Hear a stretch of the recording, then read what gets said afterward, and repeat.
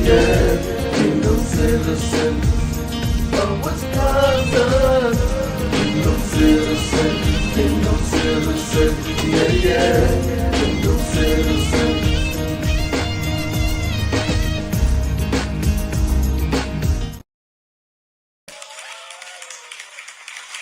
Blessings, blessings, everybody. Blessings, blessings. This is Dr. David D. King, Kingdom Citizens of Wisconsin, and I am here, and I have a very special guest with me tonight, and I'm looking forward to hearing with him, having a conversation with him, and going and just conversating on this tonight, Friday Night Talk. We're still looking for volunteers that want to volunteer for the Brewer Games. And if you want to volunteer or you got a group that is trying to raise money and wants to volunteer with us, give us a call at 414-676-0842. That's 414-676-0842 or 414-899-2688. That's 414-899-2688. And we're looking forward to having you work with us on a side of us, and that we may be a blessing not only to raising money for our school, Kingdom Ecclesia Academy, but also to bless your cause. So we're looking forward to that. I'm excited on tonight as we continue to share. We ask that you continue to share. We want to welcome Facebook, YouTube, LinkedIn, Twitter, and Rumble, and then Apple, Spotify, iHeartRadio, Amazon, Audible, and the other platforms that we are on. So we're excited about this. We're excited to be here. And my guest today is not only he is a man that loved this city, he's a man that is looking forward to changing our city. He's a man that is committed in changing our city just as much as I am committed. Help me welcome Angel Sanchez.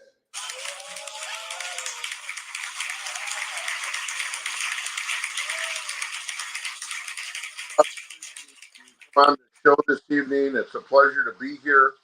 Let me quickly just say a few words about my background. I grew up here in Milwaukee, and after I finished up with college, got started helping out with Southside Organizing Committee in the 90s.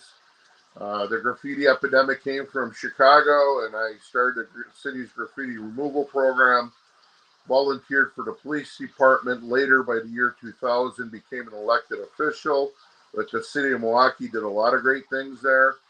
But continued along the way for the last 20 years to be involved in the neighborhood, meet more people. I worked in the MPS for a while. I saw a lot of the students there, the faculty, saw how the school system operated. And here we are now, 2023. I just came off the running for county supervisor in Milwaukee. Things went pretty well. We came up a little bit short, but it's taken a long time to understand what the challenges are of running a city, working with different cultures and everything. But we hope that you ask some questions tonight. And we're here to just have a great Friday evening conversation with you. Amen. And so running for county supervisor and all the work you've done in the city of Milwaukee. And I've been telling people in the city that we are in trouble and that we need to get out of trouble.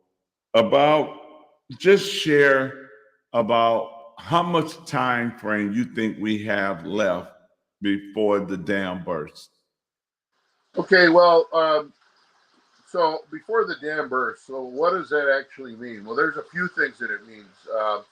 From a financial perspective, if you're a homeowner, you have to take a step back to about 10 years ago and look at when you're paying real estate taxes for your property, and at the time, just water bills.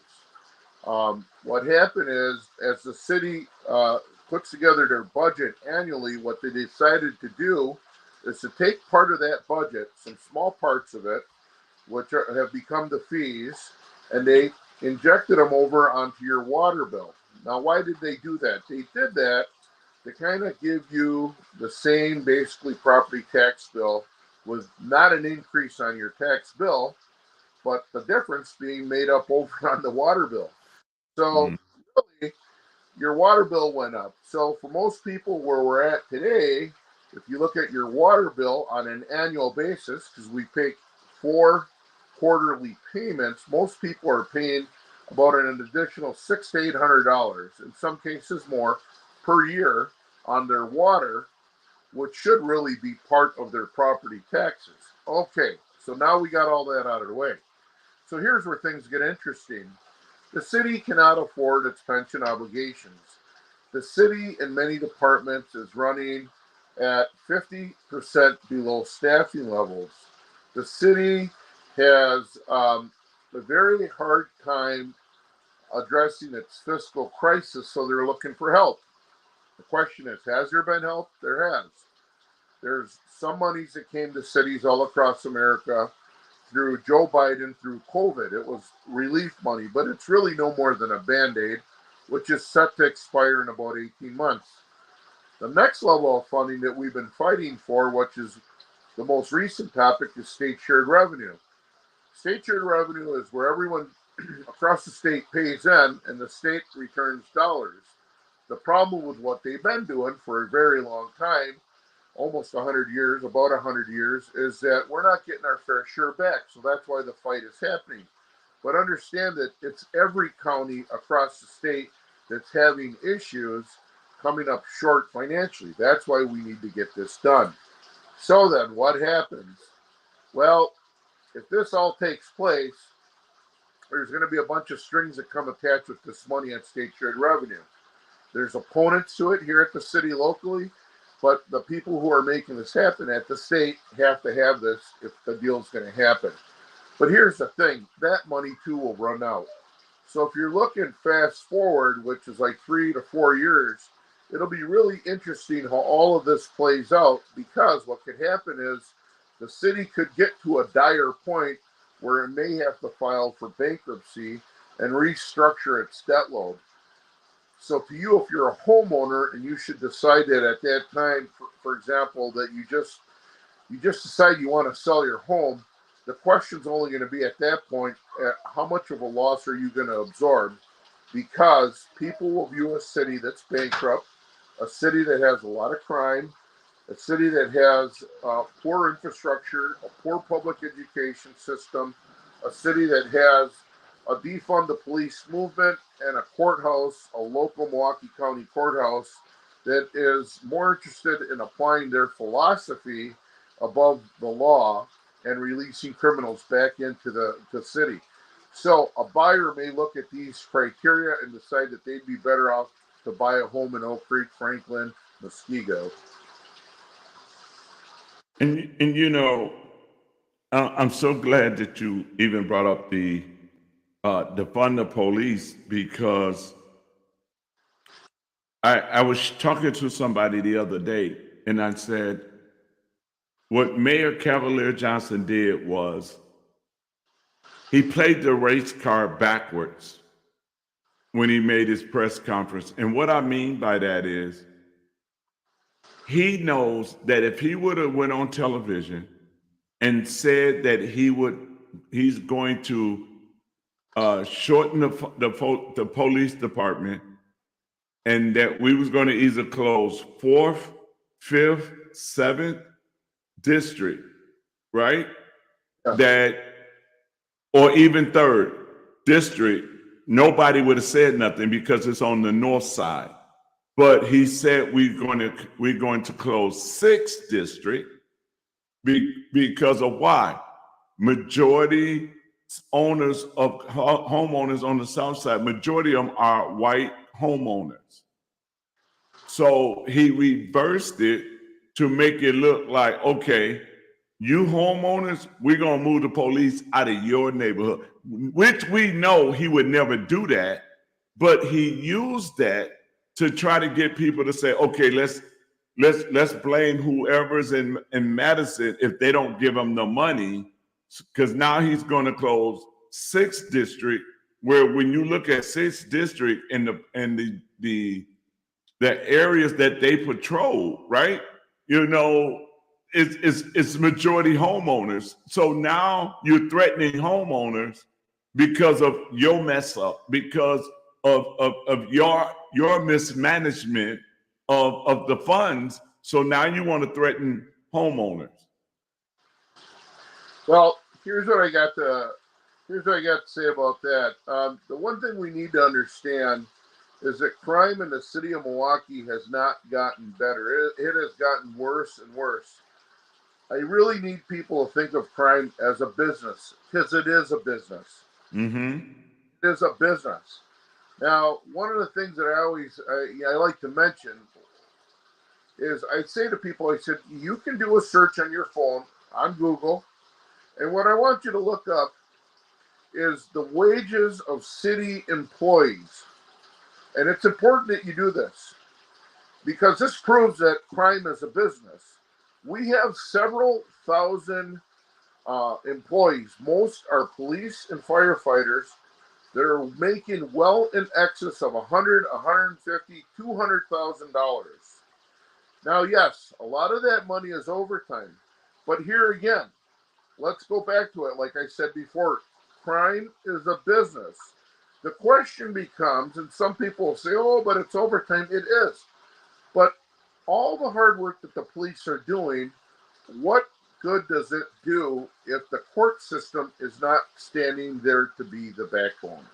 Number one, there's an ethical component to this too, which we haven't discussed, which how much money should a city employee actually make?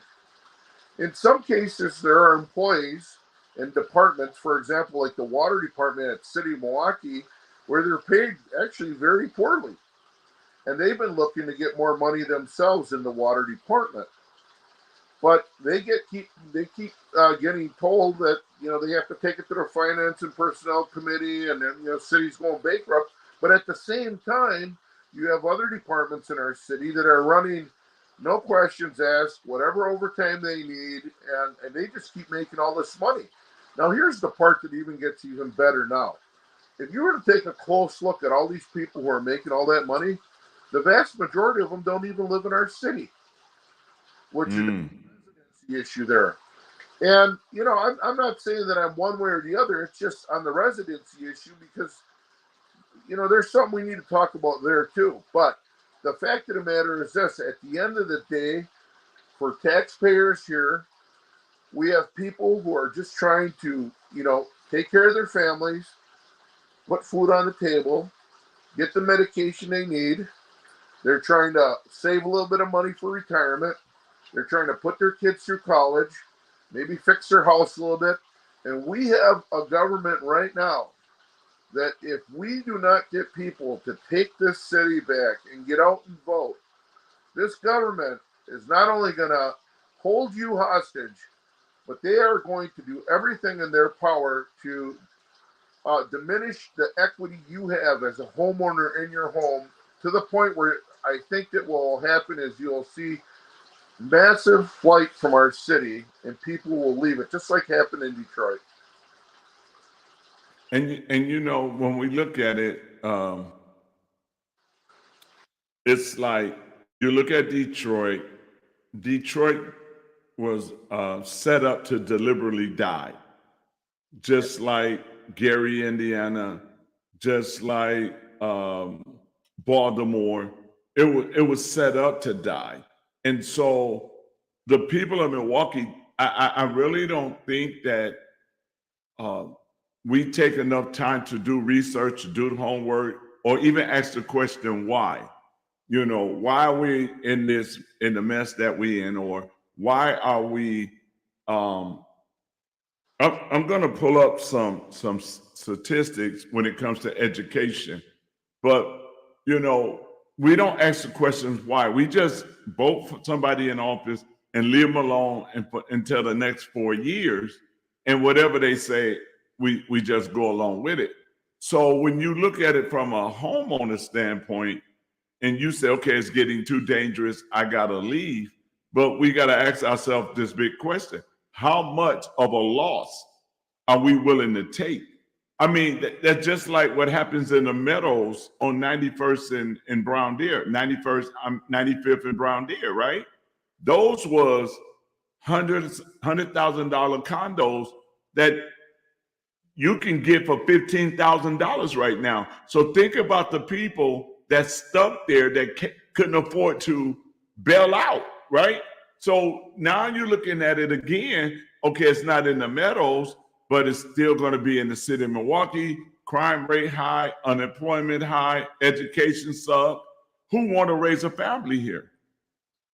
Well, here's the key thing, because there's so many things going on in the city with housing, with education, with law. The thing is this, is that, you know, you ever, sometimes I wonder, I've met a lot of incredibly smart people in our city, and I think to myself, yeah, isn't it kind of shocking? None of them really ever get into these races and want to become elected officials. Why is that? Well, you know, a lot of them are very successful people, and some are actually nice people. Some are a little bit shrewd, but they do really well in their business. And you know, when you're an elected official, you have to know what you're doing.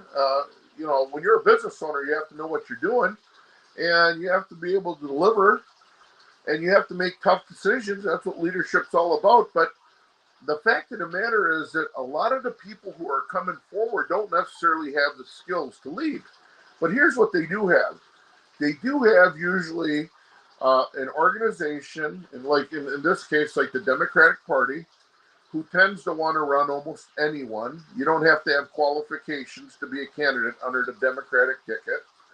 They have all these organizations, the unions, they have money, they have tactics, campaign tactics that they employ. They have all these neighborhood organizations that are in our city that are being funded through tax dollars.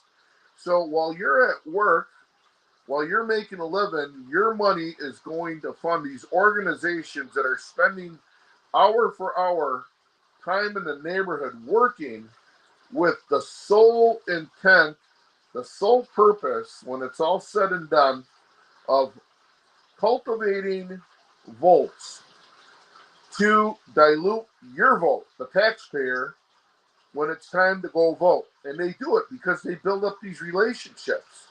Mm-hmm. 200 great people in the neighborhood. You're all solid. You know what everyone does. They all go and vote. And, hey, David, Dr. King, I voted for you. I voted for you. But it takes more than that. It takes the neighbor, the wife, the daughter. We have to change our way, because the problem is that for years and years and years, we've been, the people who've been winning these campaigns have been doing it, and they've been winning by, a reasonable margin. Yeah, and you know, the other sad part about that is majority of Republicans don't believe that a conservative or smart, intelligent person can win in the city of Milwaukee. And so they are not going to invest in a good candidate inside of Milwaukee. So it's going to have to be the people in Milwaukee that gets out and say, you know what, we're going to get behind you because we have something to lose in this race as well. Well, let me just say this, Dr. King, because it's important that we touch on this topic, because you know me, I'm a young kid that grew up on the South Side, and when we had the way we did it back in the day, in the late 70s, early 80s, is, you know, I was never a person who wanted to fight, but I had to fight to survive, because that's just the way. You picked up your two mitts and you went at it, and you know, someone won, someone lost, and that was the end of it, you know. Well, when the gangs came in to the city of Milwaukee, they would initiate fights, and then usually the way those fights would end is the bad guy would have three of his friends help him. They would hold you down. He would beat you up, and then that would be it. And then now we have an era where people no longer fight; they just shoot each other. It's absolutely crazy. But here's something that I want to talk about, because I'm a conservative, as you know. And I've been using a phrase that I want you to listen. This is the phrase, if I haven't mentioned it. It's called embrace the new face. Embrace the new face. And you are the new face, and so am I, the new face of the conservative movement in America. This new face are people who believe in liberty, people who believe in justice, people who believe in freedom, people who just want to be left alone. They want their privacy. They want a reasonable sized government and one that we can afford. And this is a wake up call today, not to the Democrats in the city, but it's a wake up call today to all of our conservative allies that we have out there. Listen, we need to work a little bit smarter and harder in the city of Milwaukee, in the cities all across America, because we cannot win without doing the work. We can't just show up, set up an office 3 months before and then close it after an election. Number two, we the people, again, the conservatives, the minorities like you and I, we are not the same people we were 30 years ago. Our people today are business owners. They are educated. They are homeowners. They pay taxes. They have employees. We are not the people that we were 30 years ago. The Republican Party needs to embrace the new face. I'm calling for action, and the time to start is today. You are absolutely right.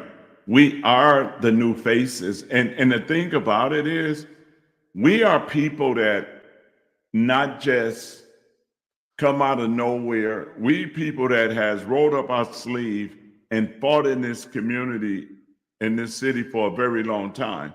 I've been out here for 29 years doing the work that I do in the city of Milwaukee. For 29 years, never took the government money to run a program. Uh, God opened doors, got us our own buses and everything. And I grew up in this city, and I know what this city looks like, um, being unified. And like you say, we grew up, had to fight. It was 6 boys in our house. And so, we had to stand our grounds. There was things that we had to do. We protected our neighborhoods. You didn't just come in our neighborhood and act a fool. You came in there with some respect, because we took pride in our neighborhood. So, you didn't come in there and act a fool. So, we got to get the people to do that again. Take pride in their city, take pride in their neighborhoods, and say, you know what? Enough is enough. I'm a homeowner. I worked hard to get my house.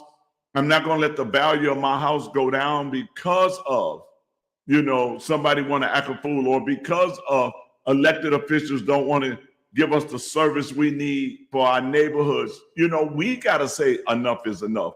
We got to stand up and want to do that.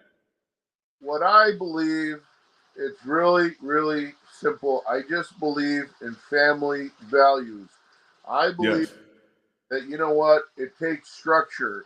You know what, sometimes I've worked in construction my entire life.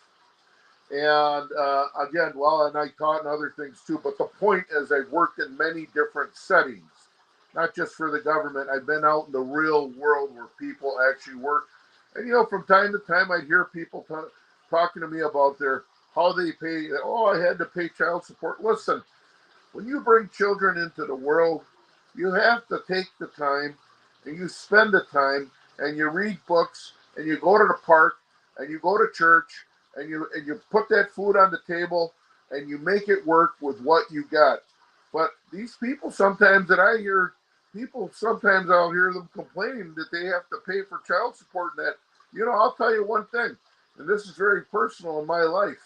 I think in the last 15 years, all but one time I've cashed a check. Every check that I bring home goes to my wife. She does all the bills here. But something, I'm old school. I'm from the belief that, you know what? You got to take care of your home first. You take care of your home and you do the best you can. And you can't let that go. You got to take care of number one.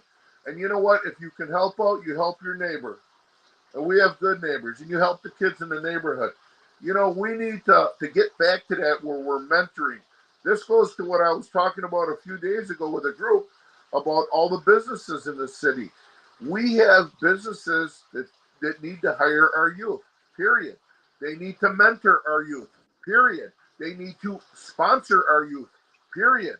Our kids deserve a fair shot. They need something to do. They need a mentor. They need a coach. They need a role model. They need some love. Yes. Let me throw some statistics that I pulled up.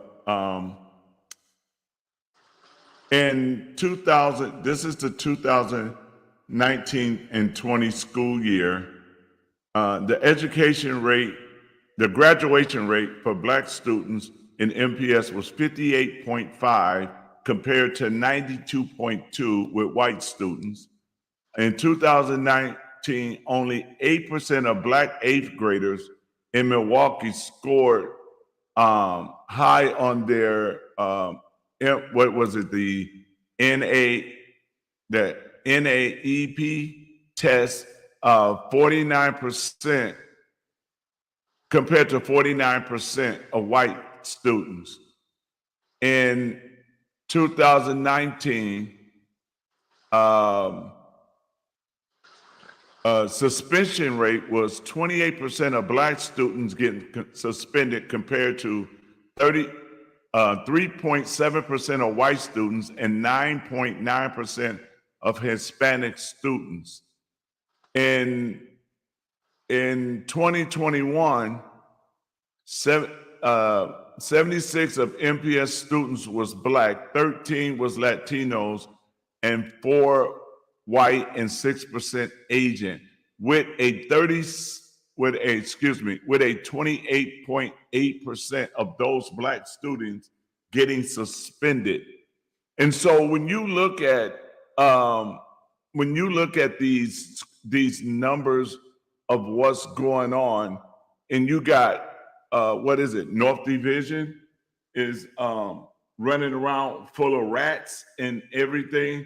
I mean, how our children is going to get a fair shot, okay?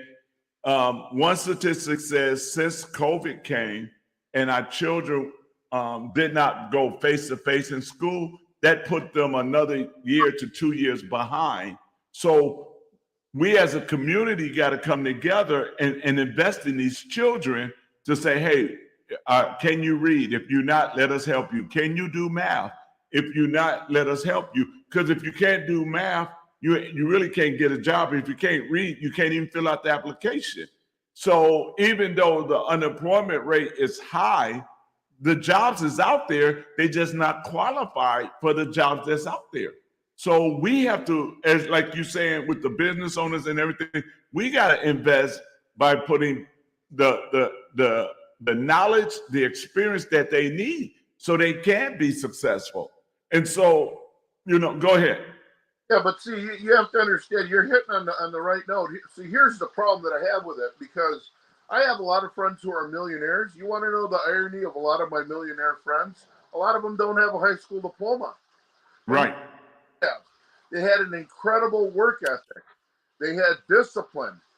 One of them, I guess, other than going to a restaurant once in a while, never had a social life for about 10 to 15 years. Built up enough money, multimillionaire, has invested, has done incredible things in our city, has done things in South Florida. But there's many success stories like that. And I have other millionaire friends who were in jail because they got in trouble when they were young. And they went out and started businesses. I'm not going to mention names because I can tell you right now one, and you'd be like, no, really? It's, yeah. And he's got hamburger restaurants in this city. You love those places. I know you do. But my point is that success can happen. What is the point if we're going to have kids, if they're not learning in the NPS and they're not learning at home and they're not having any skills to enter the workforce, and they got no car, no insurance, no driver's license, we got all these issues. But here's what they do got. Because there's one thing that they do really well in Milwaukee. They don't miss elections, do they? Because that's been driven and driven and driven that you need to go vote. And in this city, we all know who the enemy is, right? That's what the indoctrination is. And to prove my point, I've said this 100 times over and over. You can take two children, separate them at birth, Take one up to Sheboygan and put on Sheboygan Falls or a small town like Fredonia or something like that. And the other one, you live here in the city. Come back in 18 years, you're going to have two different people, two different education systems. Oh, yes. The Pledge of Allegiance. You know what? There's nothing wrong with serving in America on our armed forces, joining the military. That's humble. I really respect all veterans and everything. But my point is, it's going to be completely two different points of view on the spectrum. And that's the other thing. Let me just finish up with this on the education part, is that the education that you're going to get in another town somewhere is going to be far greater than the one you'll get here. We have good education in the system, but it's only for a few people, a few select people, the who's who of Milwaukee, the Montessori programs. And this is what I say to people because they bring up, oh, the MPS. And I say, look, I don't know why you feel the way you feel, because all the people who are running the show in this city, do you see them across your dinner table? Do you see them at your church? Do you see them at your picnics? Where do you see these people? The only time you see these people now, their kids are in the choice schools. They all, they're at the good schools, but you do see them wanting your vote. And what they're fighting for is my kid can go to a good school. Your kid's going to go to a school that's not performing well, and under no circumstance will we open the door for more seats on school choice. And I think it's wrong. It's unfair. It's un-American. Ladies and gentlemen that are watching right now, your kids are great kids. Your kids are special kids. Your kids are talented kids. Don't settle for all of this garbage that you hear on the nightly news and all these fancy little mailings you get in your mailbox, because it's far from the truth.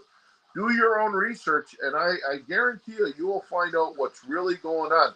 And there are, by the way, I've done open records requests to talk about all the deviant behavior that happens in the MPS with all the faculty being beat up and all kinds of crazy things like that. And they will not, I've done 3 different requests, they will not release the numbers of what really happens in our public school system.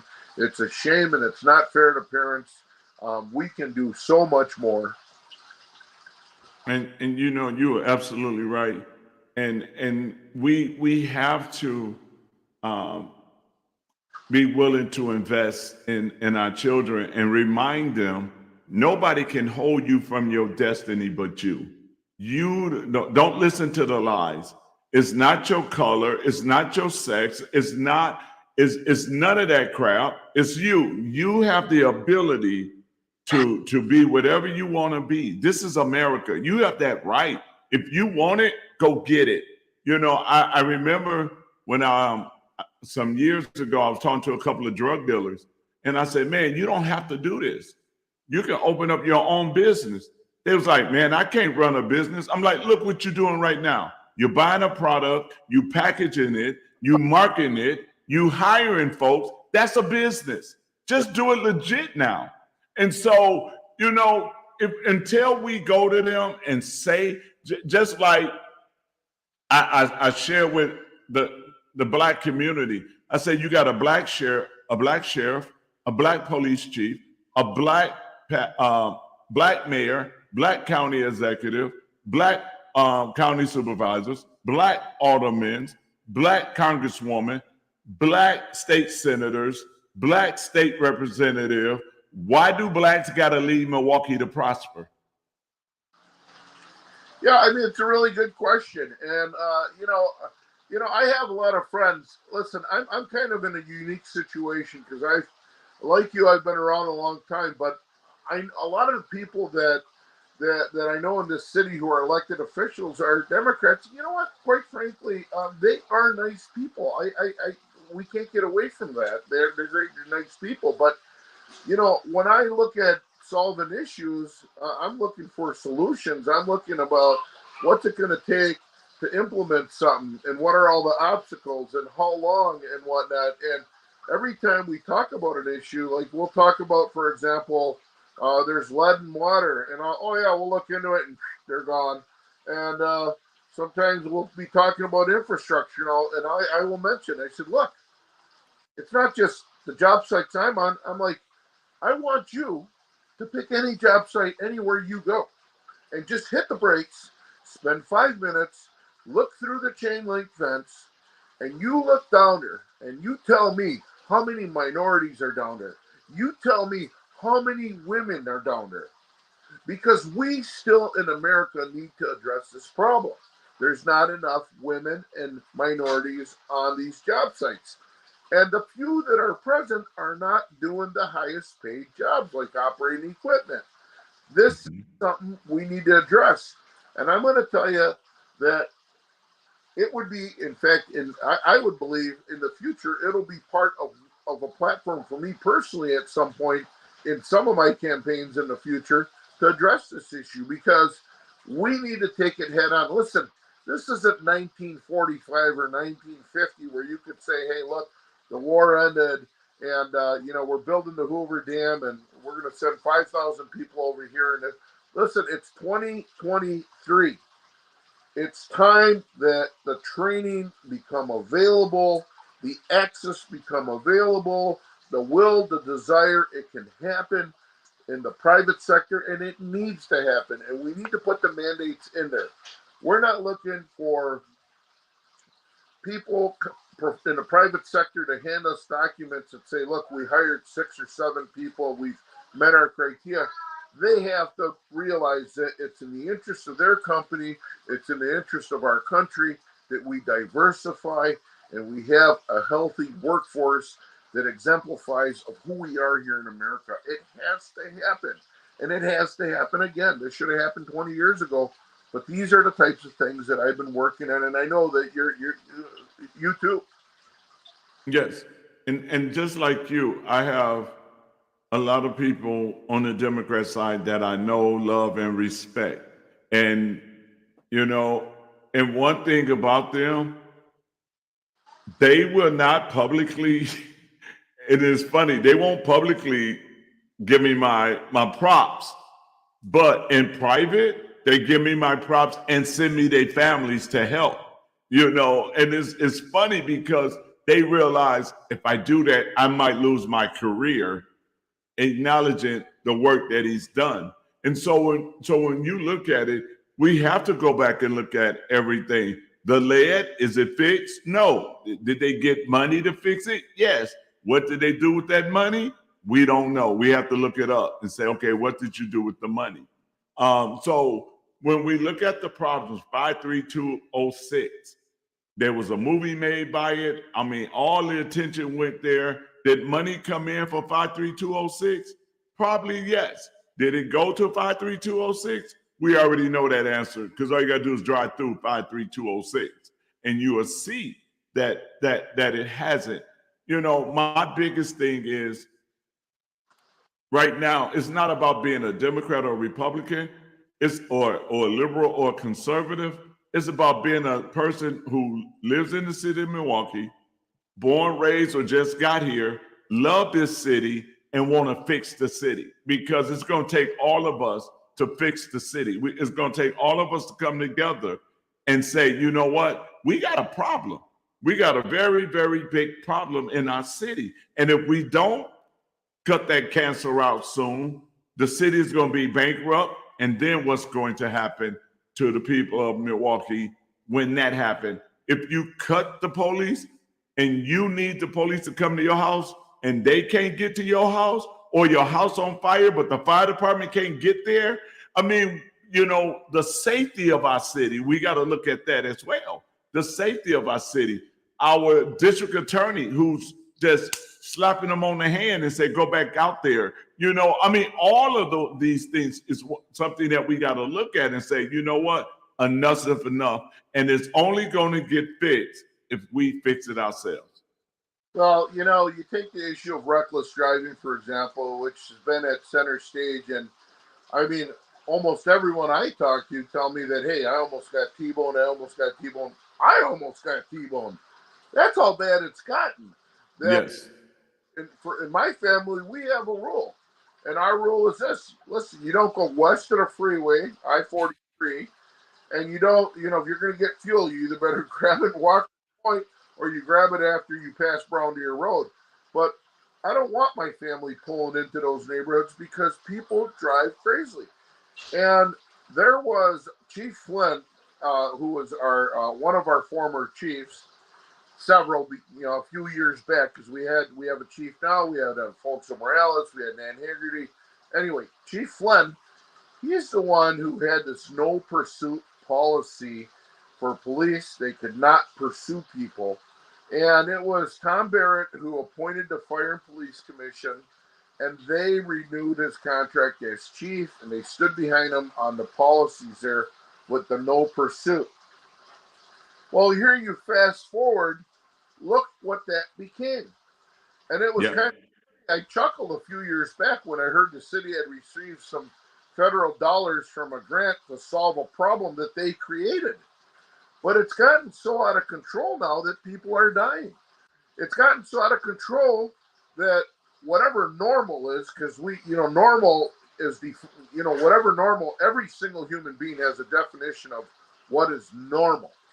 So we're not all going to be on the same page, but my normal is abiding by the speed limit that's posted out there. If it's 35, they want you at about 35, not 45 or 50. It's 35, and you obey the law.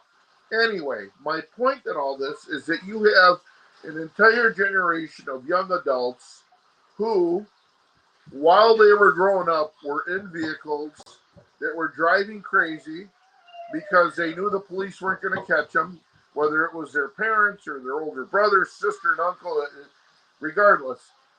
These are the habits they learned. This is what normal was, because of it wasn't going to be enforced by the police department. And now you fast forward, here we are, 15 years later, 13 years later, we've got a problem that is almost beyond control. We've got the reckless driving, vehicles with no plates, uninsured vehicles, people dying, pedestrians dying, and it's just horrible for our city. Yes, and I remember I go all the way back to Chief Jones, and I was part of his safety coalition. And when you working with the police and everything, and saying, okay, we have to create something that is going to work for everybody. And when you look at, I remember what you're talking about with the no pursuit. That was Grand Theft Auto Golden Pass, right? It was like, phew, we could take off. They ain't coming after us. And then next thing you know, we got a problem when there's a crash, or is somebody close to an elected official. I remember they didn't want to talk about the shooting in the neighborhoods until it got on Cavalier Johnson block. Now he won't talk about it. It's sad that we have to experience things until it hit one of their households or one of their family members.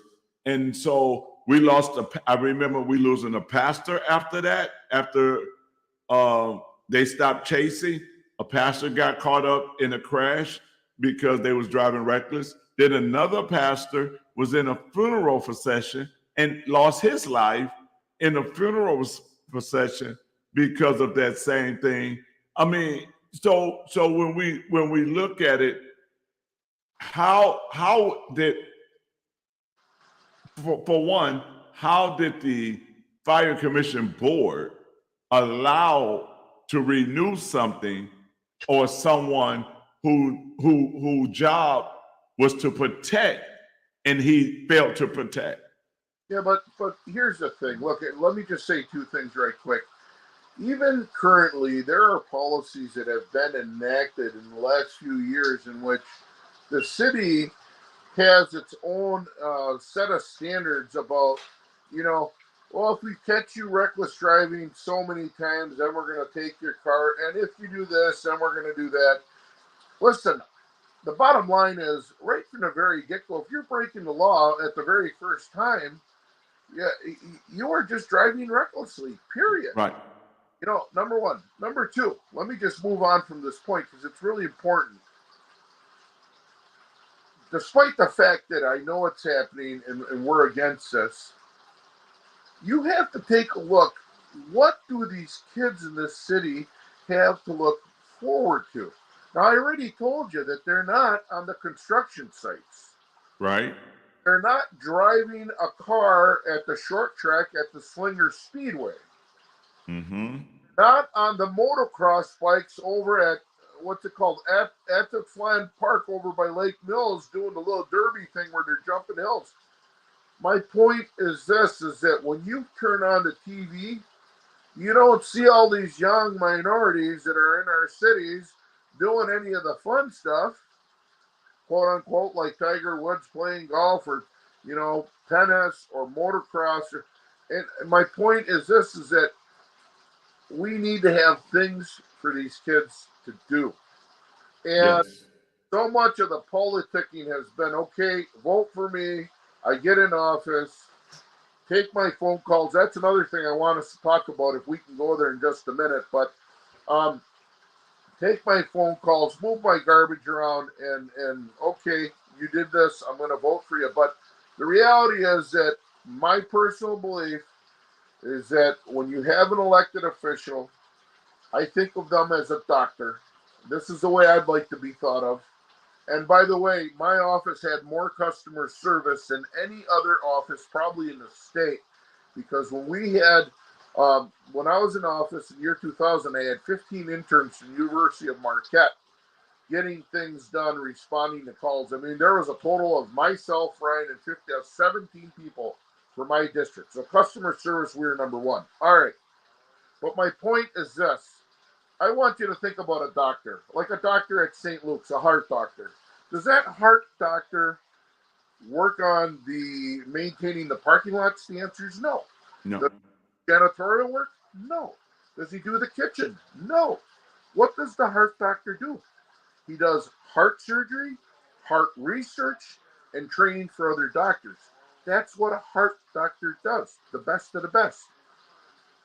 We need to make a shift in the people that we elect to have them solve these complex problems. But what's happening, my feeling is they're getting flooded with so many calls of asphalt, a pothole in my street, the garbage isn't picked up, and it's 5:30, I'm going to go home because my whole day was spent on it. You see what I mean? Mm-hmm. And that is a problem. We need to elect people like myself, like yourself, that are going to go in there and tackle the very, very difficult, challenging issues that are crippling and really taking our city down. And that's, in the future, I always ask people for their support and their vote, but it has to be that way. So, with that being said, the $1 million question. 9 months is the local election in 9 months. 9 months, everybody is up for re-election, whether it's county supervisors, alderperson, county executive, mayor. Will you be in the 2024 race? Oh, listen, I just, it's it'd be enlightening to know, and I'd like to think so in some ways. But, right now, we're taking time to just get back to living, catching up with our life, doing a little bit of healing, finding a little bit more Jesus in our life, finding out our calling, right? You know what it's like.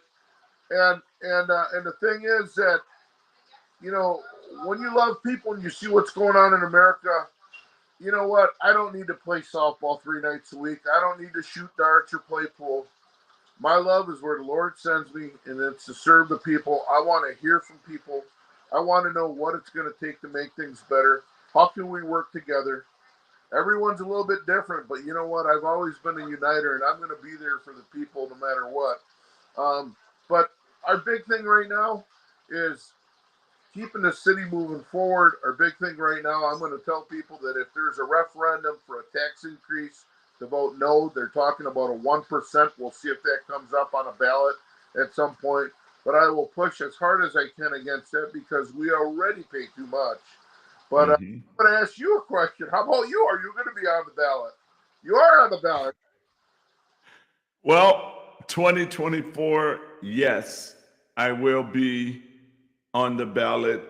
I am running for mayor for the city of Milwaukee. So yes, I will definitely be on that ballot, moving forward and helping be that heart doctor to fix those clogged valves in our city, that everybody have a better life in the city of Milwaukee. That's really a good thing. You know, there's so much work to do out here, and there's so many topics. You know, like an area of housing that really gets my attention. That we do more to make sure that we have affordable housing, but you know, it's becoming more and more challenging with inflation, the cost of materials, all the regulations, Mm-hmm. everything it takes to make things, you know, to make it right, to make it happen, and we really, to save the housing industry, if you will, in our city and across America, we need to have some discussions and talk a little bit about what happens when a landlord, listen, there's good landlords and bad ones, but the bottom line is, you know, when you have a landlord that takes a lot of losses because of reckless tenants, the choice is you must raise rent. When you have a landlord like that faced under COVID, where some tenants reserved the right because of COVID, they didn't have to pay their rent. Some landlords lost property over stuff like that. And, you know, when you have something like Hurricane Katrina that happened, a lot of those units weren't rebuilt. And in some ways, we have a Hurricane Katrina here in Milwaukee, because if you take a duplex that's just sitting all boarded up, it takes a lot of capital, a lot of money to get it back to where it's rentable. And then, you know, you have to ask yourself as an investor at that point, are you going to get the returns you need? And it's very hard to make that kind of money. This is very difficult. There's not a lot of housing available right now. So we'll see where all of that goes. But, you know, again, this is just where you get a round table of people coming forward and talking about issues. Yeah. And you know, one of my thing is, I think we need to have those round tables now. And so when the election is over, and I am believing that I'm going to be the next mayor, we already have our game plan in place, that we can start moving forward instead of waiting and saying, okay, now that I won, what now? No, we need to get together now, sit down, game plan. What are we going to do with housing? What are we going to do with what we're going to do with service? What are we going to do for our children? What are we going to do? What are we going to do to start dealing with the issues? What are we going to do with crime? How are we going to address the things that we need to address, that people can feel good about Milwaukee again, proud about Milwaukee, unpack their bags and their boxes and say, now we got new leadership. I'm going to stay here. Get the business owners together. I mean, we got to figure out a new economic development strategy. We have to do it so that way Milwaukee can continue to go forward instead of backwards. Well, listen, this is a good question and a good thing to talk about, because when you look at, for example, the goal of a city is to prosper. And Yes. the whole point of it is that every time you have a new business proposal that goes forward, you have construction dollars, you have new jobs that are being created, you're going to grow the tax base. But let me tell you something, just because you grow the tax base, that doesn't mean we're out of the woods, because you have to also control your spending. Yes. And it's like being at a carnival. You can't just go in there and open your wallet. You'll be broke in 2 hours if you don't watch your spending. It's that simple. But this also comes into like where our country is with Ukraine. I don't know how many more times they're going to keep funding it. It's an important question. It might not be popular. But, you know, what if we have 2 more countries somewhere in the world with the same situation? Would we go fund those countries? At some point, we have to decide where we're going to draw the line in America with helping other countries when we have so many problems here at home that we have to take care of. And it's important that I think also for people to understand that all of the propaganda that's required to educate and empower the voter, it's not free. And a lot of times there are candidates like myself, perhaps yourself too, that you do what you can to raise money, but you're a lot of times going up against big dollars. And I don't know if people are aware, but every time a mailing hits their mailbox for a small local area, it could be a $10,000 mailing. For a city mailing, it could be $70,000. And the people who have a lot of money can do multiple mailings, and they can do a lot of other forms of advertising too as well. But the most important thing, this is why people need to be engaged in the issues, and people need to do a little bit of research to see what's best for them and their family. Because there's going to be great candidates that come to the door and they knock and they want to say hello, and sometimes you can't even get the hello in because people don't want to be bothered nowadays. But the only way we can make our city better is by getting a better, if you will, some new talent in the door. Yes, and like you say, the people in office, they're good people. They're just not good leaders. And so I would never try to bash a person's character, but the reality of it is they're not good leaders. And what we need is good leaders that's going to make the tough decisions. Like you say, we bring money in, but if you still spending money the way you're spending it and wasting the money the way they're wasting it and investing it wrong, then you're going to always have this hole. But you have to go in and look at, okay, let's look at the waste. Let's look at how your performance is. Let me see if you got any success. Why will we give you money and you have nothing to prove that you've been doing anything good? And those are some of the decision making that a true leader has to make. You take, for instance, my family. I live in Walker's Point. I've been in the same home for over 20 years. We have 5 kids together. They're all homeschooled. You know, they're victims of a public education system. There's just no way I'd ever send my kids to the MPS. And, you know, they're homeschooled. They're doing fine here. They get their piano lessons once a week right out of Chicago and whatnot.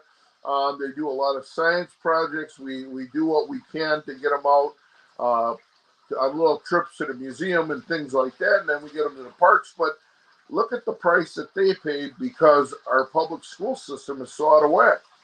I mean, that's a shame. We're victims as taxpayers because the city isn't being managed correctly. That's a shame. You know, and then, you know, the list goes on and on and on. But the bottom line is this, is that, you know, people need to stand up and fight for this city. And people, you know, they deserve service. That's what they're paying taxes for, and they're not getting the service. Believe me, if you call 911, your call will be answered in the order it was received, regardless of what's going on. And that is just appalling to me. So, you know, we can do just so much better, and that's where the work lies ahead. And you know, you are absolutely right. And the thing that we know that we up against, I know we up against we are up against major donors because they're going to want to, oh, wait a minute. They're going to want to keep their position. They're going to want to continue to control the city of Milwaukee. So it's going to take a people effort. It's going to take a people effort to remove the leadership that's in office now. It's going to take the effort of all people in the city of Milwaukee to say, you know what? I want to get in this fight. I can't do a lot, but I want to get in this fight. How can I get into this fight? So here's what I'm doing. I'm typing it up on this thing right now, how they can get in the fight. So go ahead and talk right quick while I finish typing. Well, if people are wondering how you get into this fight, first of all, I think it's pretty easy. And the fight should be led from what you want to fight for. So, for example, some people might want cleaner neighborhoods. That's a good fight to have. It's a fair fight to have. It's really not a lot to ask for.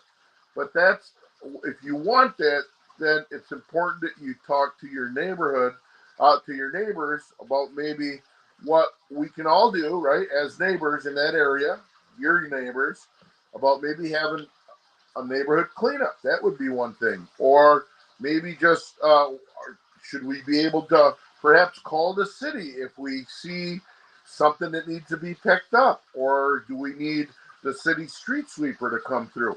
So you have to decide what's important to you. Maybe that's not the fight you have. Maybe the fight you have is that you would like more police patrolling because there's drug dealing going on. You would like a safer neighborhood because there's people using drugs. There's prostitutes walking up and down the street. Well, here again, you need to get involved. And let me just be real careful about what I'm going to say, not because I'm worried about anything, but because I want you to understand the loop. When Dr. King and I are here tonight, it's because we've put, again, well over 25 years of time of going into these neighborhood meetings. And I got to level with you. This is why we have in Milwaukee, in some cases, what's called voter apathy. Now, why do we get the apathy, the low voter turnout? Is because on the front side of the cycle, to combat a problem, you're going to be asked to get involved. On the back side of it, after you do X amount of time, and the X will be up to you. Some people will commit to a year, 2 years. Some people will do 5, some will do 7, and you will cycle off. And there will be new people who want to fight that fight. But Yes. what the voter apathy comes in because you will see your results will be kind of like this. Sometimes you're going to get a lot of progress with a little bit of work. Sometimes sometimes you're going to work really hard trying to get progress, and you're not going to get that progress. You're going to hit the full cycle in time where you start pulling back and you let nature take care of itself, because the system that's in place here, different than perhaps Port Washington or Cedarburg or Waukesha. Here what happens is that when the police are doing their job, the very problem that you ask them to do, they're curing it. However, on the backside, when these people are at court, they're being released right back into the community. An example, someone who's using drugs, they'll take them in, but they're released within the same day, instead of sending them to detox for maybe a mandatory 3 weeks. Or professional help is what's needed there. But I explain this to you because you need to know that the apathy comes in over a long period of time. If the problems you address and if your neighbors don't buy into working together to cure the problem, eventually you'll just move on or just move altogether. But for the time being, do not let it discourage you. Get in, fight the fight, bring your neighbors together, and object. Just say no. And this is why I say no to these outrageous wages that are being paid at the fire and police department. I think it's wrong. Like I said before, crime is a business. And this is why I say no to higher taxes, because it ain't right.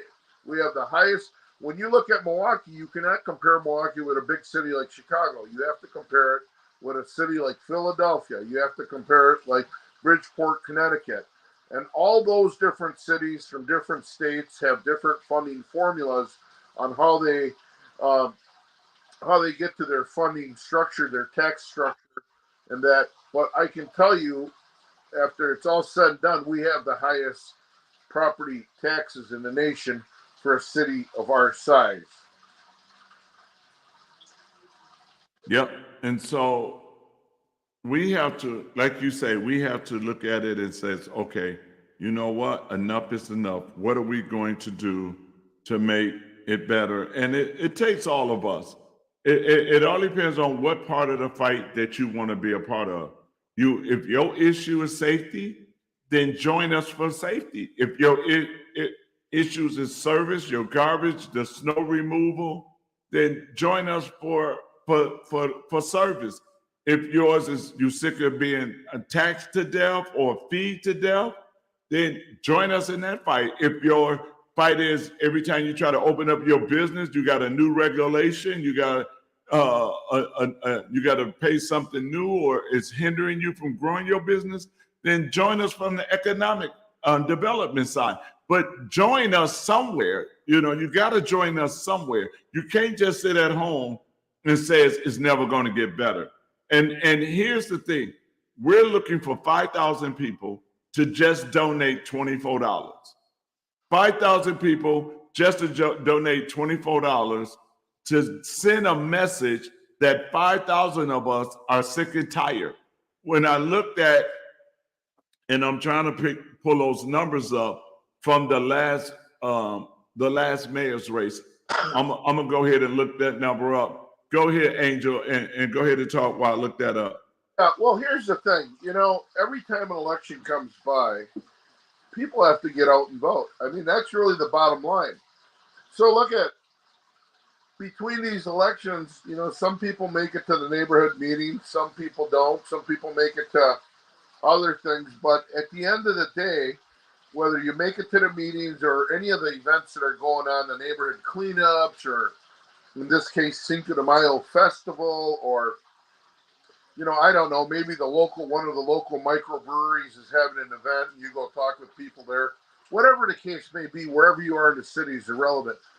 The case in point is this, that you must vote, period. Whether you do it absentee, whether you do it in person, whether you do it before you're going on vacation, you have to get out there and vote. Because if you don't, look at the consequence here. It's just absolutely, it's unbelievable. And, you know, the time is now, like I said, it's so important for people to get involved. You know, you care about your city, you care about your family. And there's really, in my estimation, the way voting is set up, there's no excuse why people shouldn't be able to vote. You can early vote. Usually it's at least 10 days before an election. Yes. And so there's really no excuse other than if people just flat out just decide they don't want to vote. Yeah. So, and like you say, we got to do a better job in getting them out, especially those that start off saying, "Oh, I want to vote, I want to be involved," but we already know they're not going to go to the poll. So those would be the best ones to do the absentee ballots with. Just touch on one thing here too, because there's this notion that America can just keep bailing out, you know, even our own society, our own fellow Americans with more programs. You know how much we've spent, by the way? Over the last 30 years, we've spent over $1 billion in the city of Milwaukee for programs. Now, in all fairness, some good has happened with some of those programs. But we have spent over the past 30 years over $1 billion of money. That's a lot of money. And look at our city. Look at our city. Now, let me mention the other thing to you that's really important, because we have to look into the future. You think China's sitting around? You think the country of China, those people mean business. Yes. Well, you know, what they're going to do is they're going to capitalize this fortune here, which is too many people that aren't getting in it, don't want to work, that would rather play video games all day long. And I'm not shot on anyone, but I'm just telling you the way it is, because there are a lot of, I have no problem with people who want to do what's called gaming, because it's what they do for fun after they've put in a long day of work. Let's separate them from the people who want to just be gaming all the time and never ever show up at a job, and they could be working. But my point is this, is that you look at China, they have deadlines, and they want to be the world superpower. They're not messing around. In China, we're either going to get together and work together in America for a better America that works for everyone, that works for the entire world, or China is going to partner up, and we got some trouble that's going to lie ahead down, 10 years down the road, 15 years down the road. You know, they already owe like 60% of the mortgages. They already look at all the products in America that are made in China. And that goes to COVID. Now that we know where COVID came from, let me tell you, you know what COVID meant to me? And I did take the vaccinations, even though I objected, but my family just was Finally, I gave in and I took them, okay? But now we're finding out that all of that was just a wash. That was just a wash, taking these vaccinations. But for me, what COVID was, it was an opportunity to gather statistical data on how many Americans are going to comply with the ruling that came through the emperor of an American government that says you should put a mask on. And we had whatever it was, 60% of the people that said, absolutely, yes, sir, here we go. They never questioned the government. The people of the United States of America, it is their job to question anything, whether it's an ordinance, whether it's a new state law, a referendum, a proposal, a mask. That's what we do here in America. You must question things. But COVID was a statistical study for the Chinese to see how many people would comply, how long the city would go on. But it was the other thing too was the economic side of it. Look what it did. How many businesses that they put out in America, family businesses, Yes. shut the doors. Look at what they did to our economy. Look at what they did psychologically to all these children that weren't going to school to interact with other little kids, and they were sitting at home all locked up like little prisoners in a gulag or something. This is ridiculous. People need to fight back. I am just personally, as a parent and as a taxpayer and as an American, I couldn't be more outraged out of this nonsense and this Dr. Fauci and the media machine that exists in this country. People need to realize what is happening and take this country back. And it's on to 2024 because we're going to deliver a big win for our side of the aisle. And you know, you're right. We don't question anything. Whatever just come across the TV screen, we just go along with it. To the fact that you still see people walking outside with a mask on. And it's like, did you stop to think about this for a minute? Did you stop to wonder what are you doing to your body with the mask on? And then you had they told everybody to wear masks. And I remember when the Bucks won the championship. Tony Evers, Tom Barrett, the Common Council, the county executive, they all were celebrating with the Bucks, and nobody had a mask on. And then soon as the celebration was over, they put their masks on and they came on TV and says, you got to wear your mask. I'm like, come on, y'all. Yeah. And that's exactly what goes on because they control the airwaves, they control the messaging, they know how to do risk management, to control the damage if there's anything contentious going on.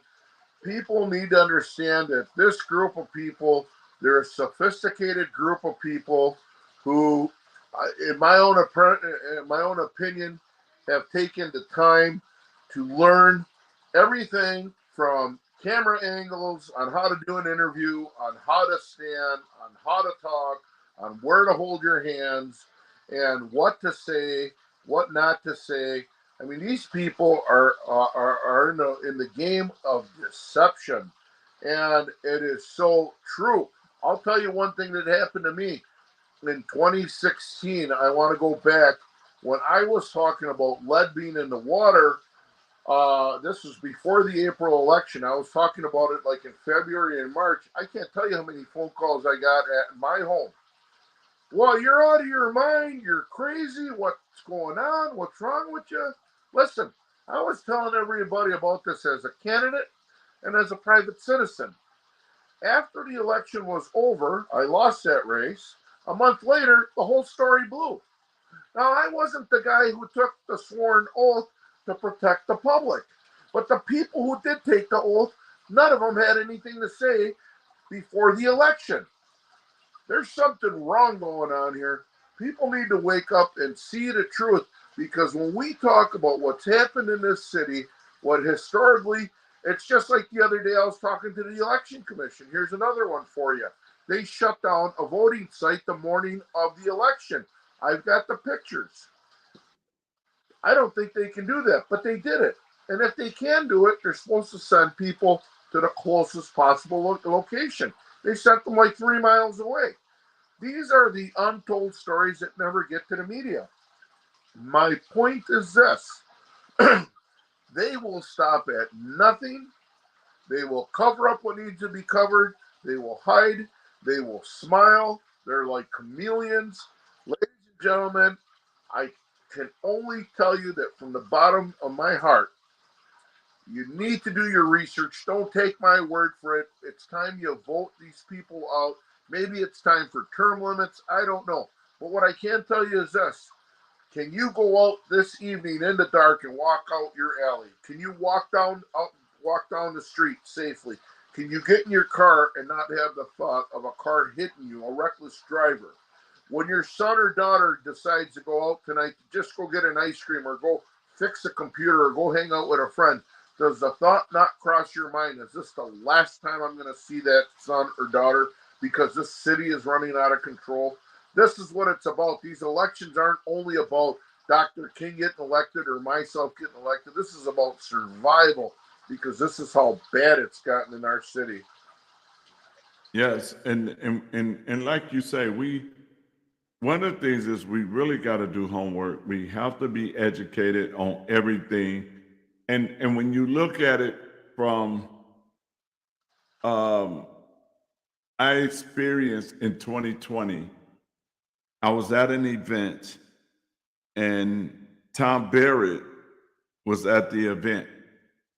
And he said to me, "So how's it going?" I said, "It's going great." He said, "So what do you think is the biggest challenge in this race?" I said, "You and me." And he looks at me and he said, "You and me?" I said, "Yes." I said, "I'm your biggest challenge, you mine." And he walked away.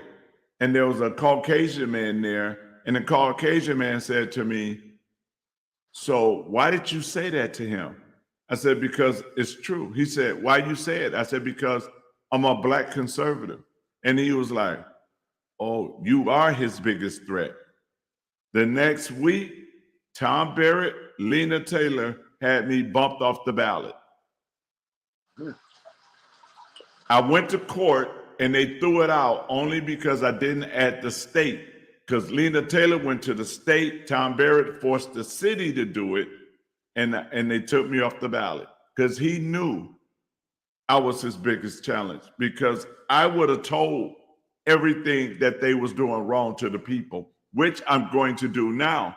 And if I was mayor during the pandemic, I would have gave the people both sides and let the families make decisions themselves. You wouldn't have got one-sided. You would have got both sides of the aisle. Here's what's going on. Here's what's going on. This is what this doctor's saying. These are what these doctors are saying. You make a decision for your family. The government should never make a decision for your family. But I'm going to put it all out there and let families sit at the table and says, okay, here's the pros and cons. Let's make a decision for ourselves. We would never force any mandates on any families. Families will make those decisions themselves. Well, just to kind of tie it all together, is this is really about quality of life and love for our city. And I always say to people who are homeowners and that, you know, how different is your quality of life compared to maybe people who are homeowners 30, 40, 50 years ago? And it's a good question to ask because the government has changed naturally. We're no longer that industrial society, right? With all the breweries, all the foundries, tanneries, right? Were A.O. Smith example. But my point is this, is that for those of us who could have bought a home somewhere else, and we said, hey, we're staying right here in Milwaukee, we're not getting that same quality of life that people had back in the day. And the American dream has always been to buy a home, right? You have your home that you buy. That is my dream. That's my little slice of the pie. Well, let me tell you, that little slice of the pie is coming on a dirty plate nowadays, the way things are going, and that ain't right. And that's what we're up against. And listen, the problems aren't going to go away. Let's be clear about that. But the issue about the problems going away is something being done about it. Are we making realistic progress? Are we setting some attainable goals where people have reasonable expectations that we can meet. We can't solve some of these problems overnight. It's too big. You know, Yes. I always laugh. People always talk to me about infrastructure and stuff like that. And I say, look, you know how many miles of roads the city of Milwaukee has? It has over several thousand miles of roads. You know how much new construction they did last year? 1.25 miles. Not even 1.5 miles. They did 1.25 miles. And we have several thousand miles. Where's all the new road building we're talking about? It's inconceivable. It's crazy. You know, we need to look at things from, but you know, when you talk about infrastructure, then I flip it around and I think, what about the cartels? Now, the cartels, the people who are running drugs in this country, now they got infrastructure because they're able to move all of the, and please, I'm not fighting with them, so don't come after me, but it's funny, right? But my point is that you go to some of the most remote places in our country, or like up in Canada where I've been, and everything you can imagine is sitting up there. And I'm wondering, well, how does it get from way over there through our country and into another country? But that's real infrastructure right there. They've done it. I just, you know, I point some of these things out because it's good discussion to have to get people to really start thinking about some things, you know. Yes. So we got 9 months, people of Milwaukee. We have 9 months to ask ourselves a simple question. Are we happy with what we have right now? Do we feel safe? Is this a good place to raise our children? Is this a good place to set up a business? Is this Milwaukee the one that you know that you grew up in? And if the answer is no, then ask the most important question. How long has all of these elected officials been in office? Because you cannot, and hear me when I say this, you cannot solve a problem with the system that caused the problem. It's impossible. You have to have new leadership that's going to come in and is going to think outside the box and to do exactly what it needs to make Milwaukee better. Look at the Bucks. The Bucks had an excellent regular season. Had an excellent regular season. Got put out in the first round of the playoff. Where did they see the problem was? Leadership. And what did they do? They fired the coach. Well, they did, you know, and so listen, as we look forward, I can't thank you enough for inviting me onto the program to be here. I hope we do this again. I hope everyone who's tuning in has had a chance to maybe hear a little bit about some of these topics, and I hope we in the future that we you know, we get people to send some questions in on some of these topics too.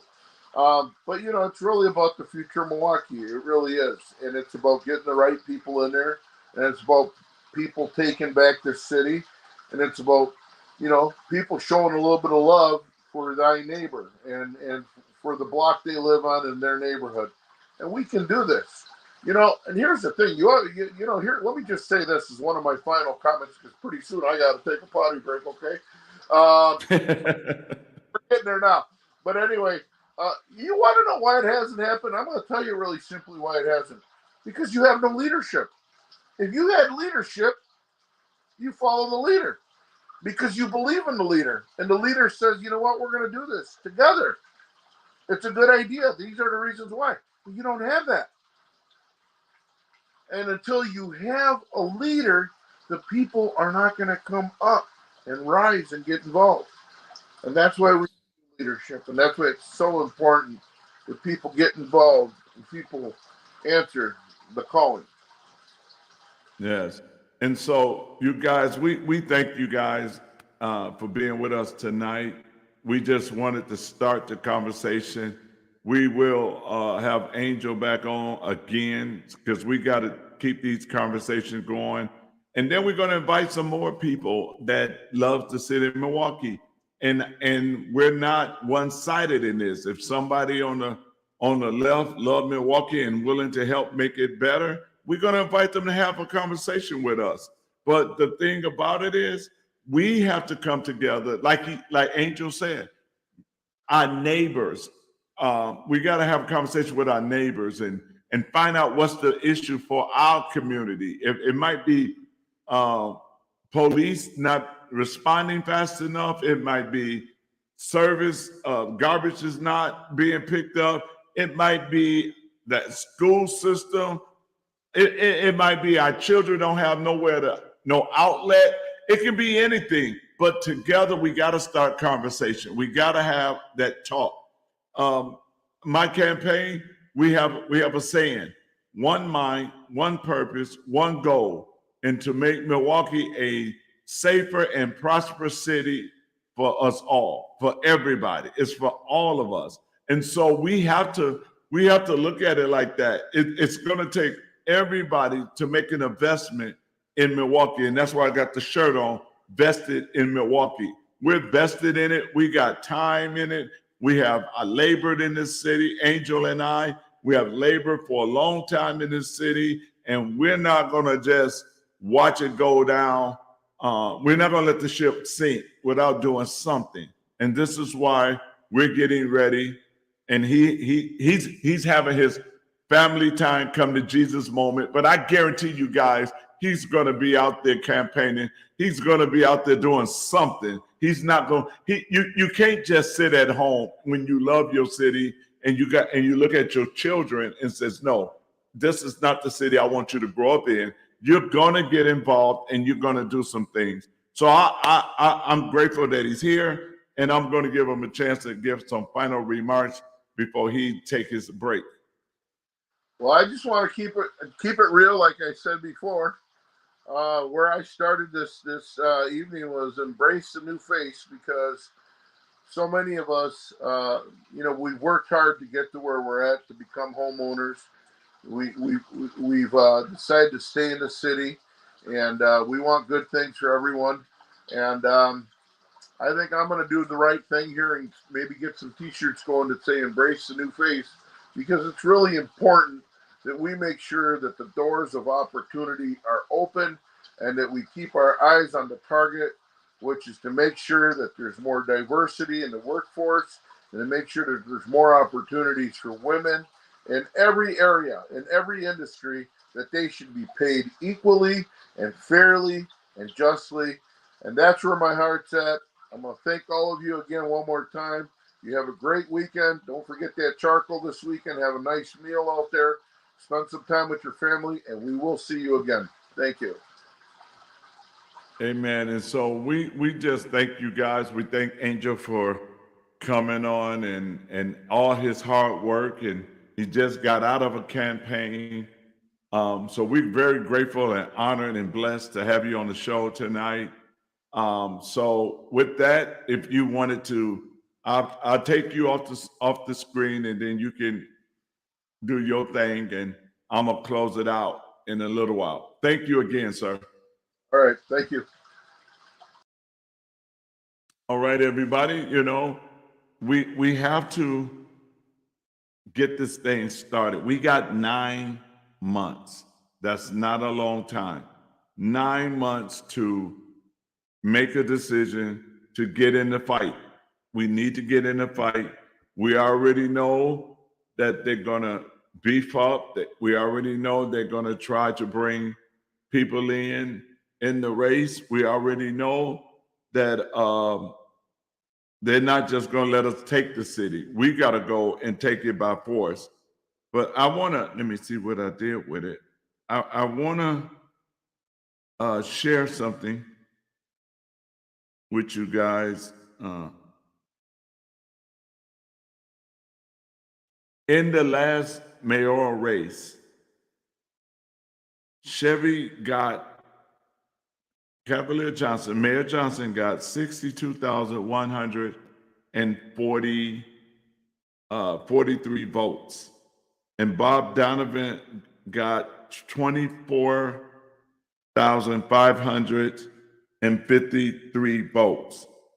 So that's a total of 86,686 votes in the last mayor's race out of over 500,000 people in the city. Only 86,000 votes. Come on, Milwaukee. It's time for us to rise up. It's time for us to come together and make our city better. We cannot afford 86,000 people to choose our faith, our destiny.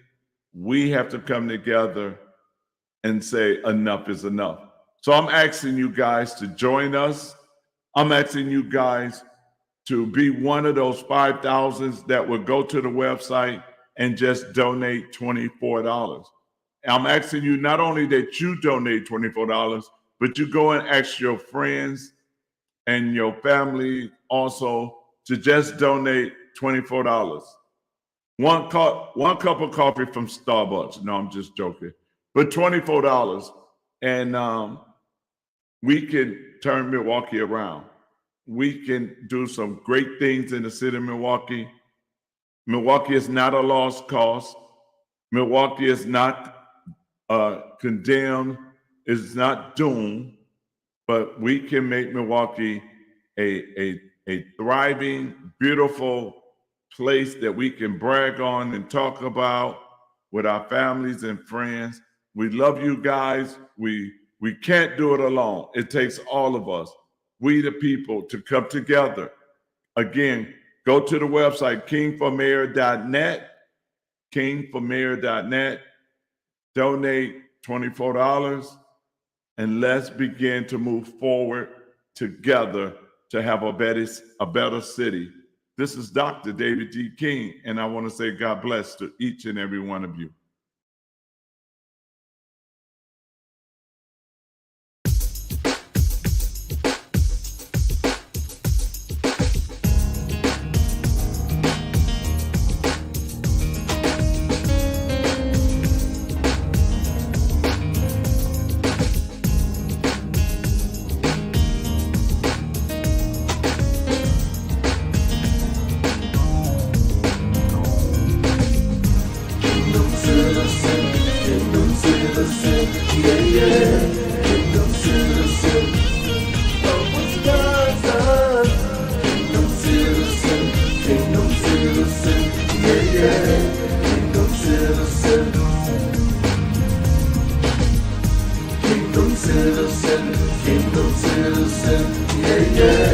Kingdom citizen of Wisconsin.